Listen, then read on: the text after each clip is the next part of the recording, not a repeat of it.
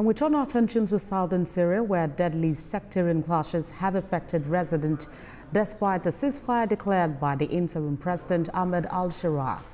The violence centered in the Suweda province pits Druze fighters against Bedouin gunmen and has drawn international concern following reports of atrocities and more than 900 deaths in just 1 week. We have more in this report.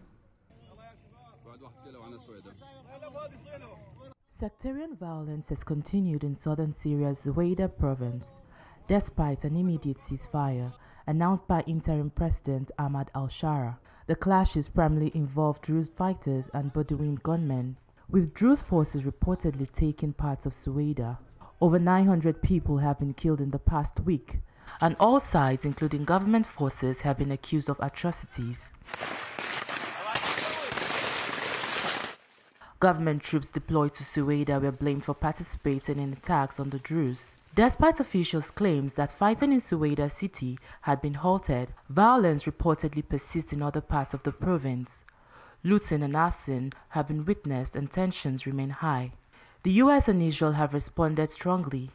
US Secretary of State Marco Rubio condemned the violence and demanded that Syrian authorities stop jihadist groups and hold perpetrators of atrocities accountable.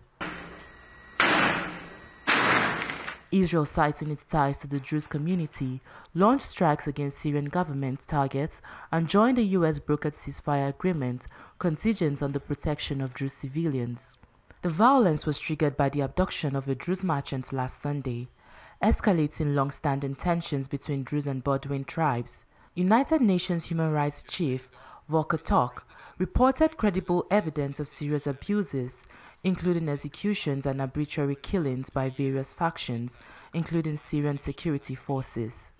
For this global update, I would therefore like to depart from the usual listing of various country situations and offer some broader reflections about the state of human rights. Both the Syrian government and international officials have called for an end to the violence and accountability for all involved.